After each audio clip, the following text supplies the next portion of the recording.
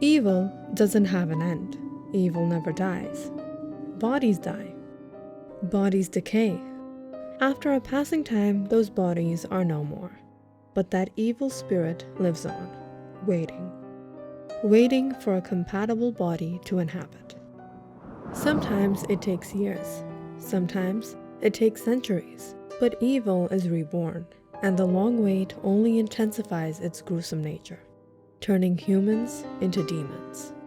If you would remember, evil has been there from as long as time has. But when the good souls depart, we never find another like it. But the evil ones, they come back to haunt us again and again. Some of the hosts of these evil spirits are simple-minded, while others are wild and uncontrollable. And some are just, in plain words, evil. Those are the ones that aren't simple-minded at all. As a matter of fact, they're very intelligent. They have full control of themselves and their situations, which explains all the more why they are evil. Reminds me of a story of a certain man that was considered to be very evil.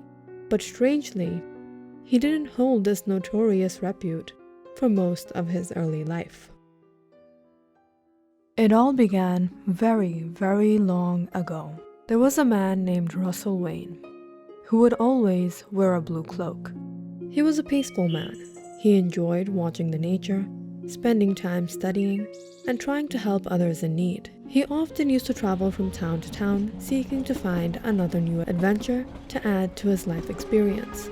And in the process, he would buy a souvenir at every place. On one of these various occasions, he picked up this blue cloak and has been using it ever since. One chilly evening, he arrived to a town called Greenville. He stepped down from the last bus that would come to this neighborhood.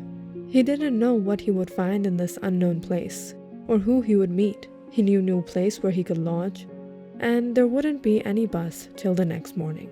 He walked into the town searching for a motel to spend the night. As soon as the people got a glimpse of him, they began shouting and screaming. Women picked up their children and began to flee. Men were falling over each other in their rush to get away. Others grabbed their weapons and came running towards him. Overawed and shocked at everyone's behavior, he heard a cry, "Kill him! Kill him before he kills us!" At once, Russell took a step back and raised his hand. "What's wrong? I have no intention to harm anyone here." When the men saw that Russell was frightened, they put down their weapons and laughed nervously. One of the men stepped forward. "Sorry, we thought you were someone else." Another said, "We apologize for the confusion." Someone in the back murmured, "It's because of that blue cloak." All of the men dispersed. Everyone was informed that there was no danger. One of the men was kind enough to offer Russell food and drink and invited him to stay for the night. "When we saw you coming, we thought you were a demon," the man tried to explain to Russell. Russell smirked. "What? Why would you think that? Do I look like a demon?" "Well, it's not the look. There's much more to it. It's a horrifying story." "Go on." "If you would just look out this window, you will see a mountain above this town. Some of the people of this town used to live there about 30 years back. But now, there's not a single person you would find there, except an old rusty house. There used to live the person we all call the demon, the one we mistook you for, and it's because of this blue cloak of yours." That man used to wear a blue cloak just like this one. So who is this man? The man that lived there wasn't always like this. He actually had a reputation for being one of the most intelligent and kind-hearted of our people. We knew him as Shawn. He would often visit our houses, and we would take his advice and opinion on many things. There were numerous occasions when his opinion turned out to be the better one. And most of the times we would follow his advice, we would benefit from it. There was this instance when the townspeople were developing a strange rash. It turned out to be allergies from a certain plant.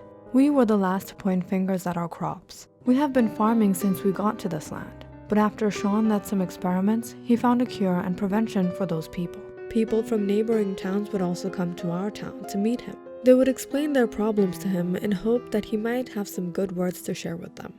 People trusted him, and oftentimes they depended on his answer. All of that changed in one spring. An outsider came to this town in desperate need of help to save his dying wife. We don't really have any hospitals or clinics in this town.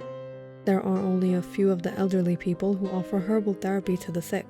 They were called, but they could offer no help. That's when we decided to call Shawn. What do you think is wrong with her? I can't say. I would have to examine her for some time before coming to any conclusion.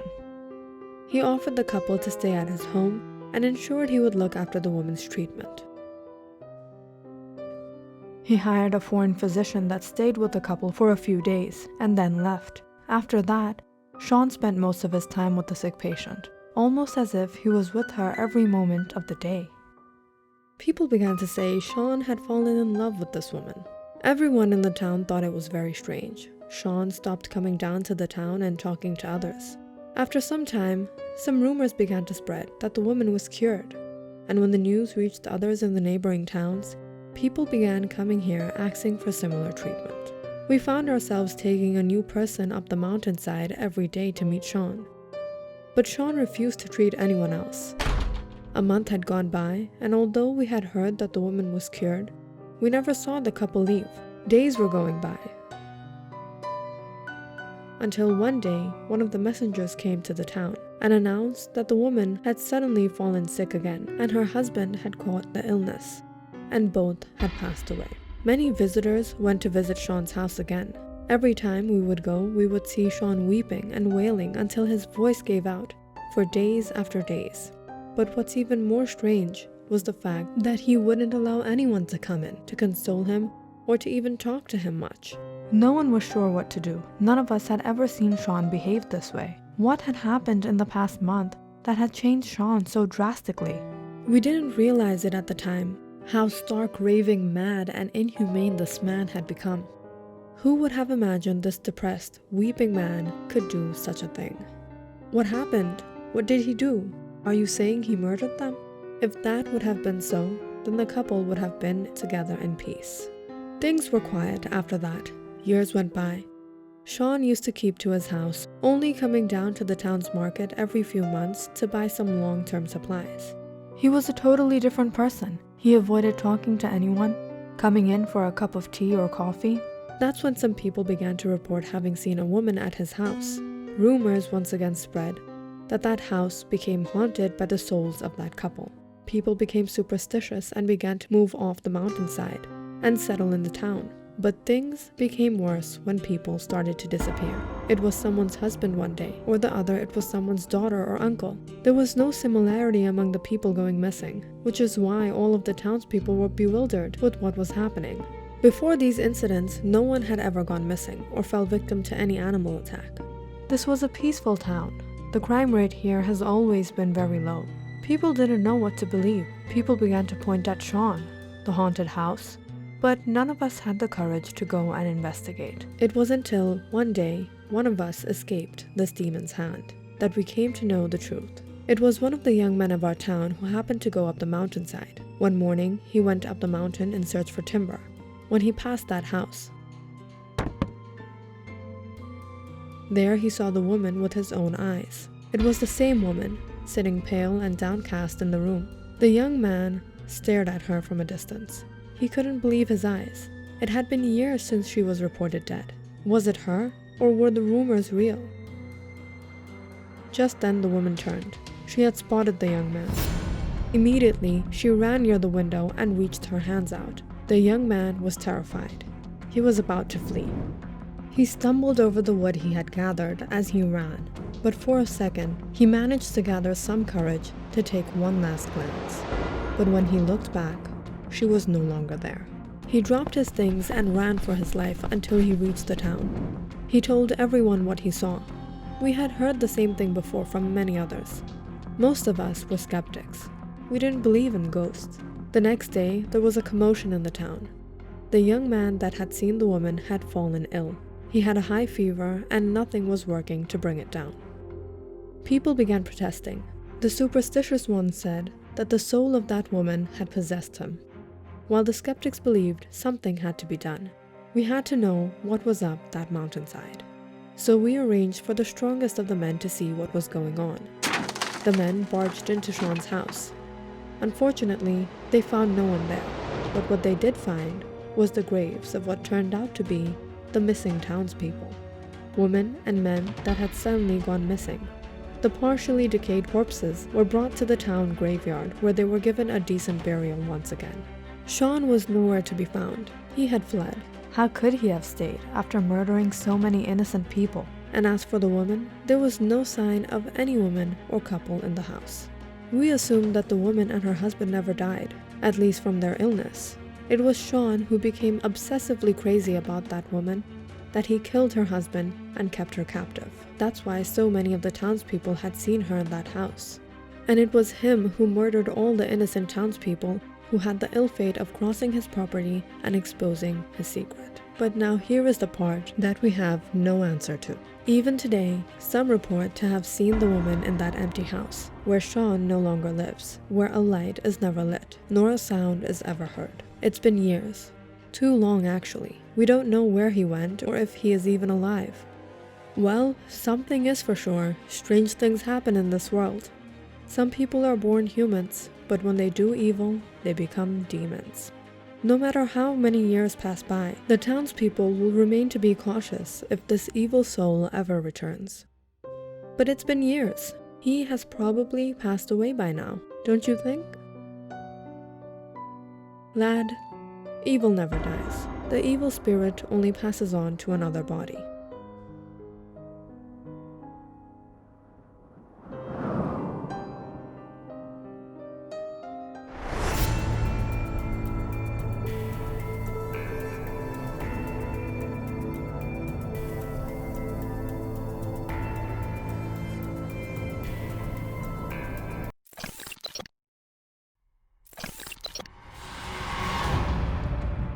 I've become so weak and fragile. When was the last time I tasted a human soul?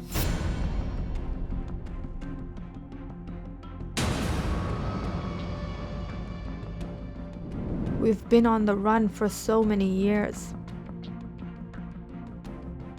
You must obey me.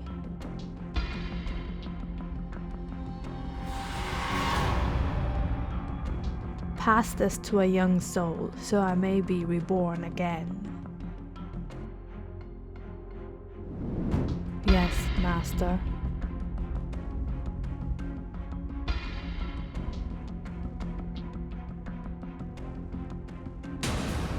How much for this blue cloak?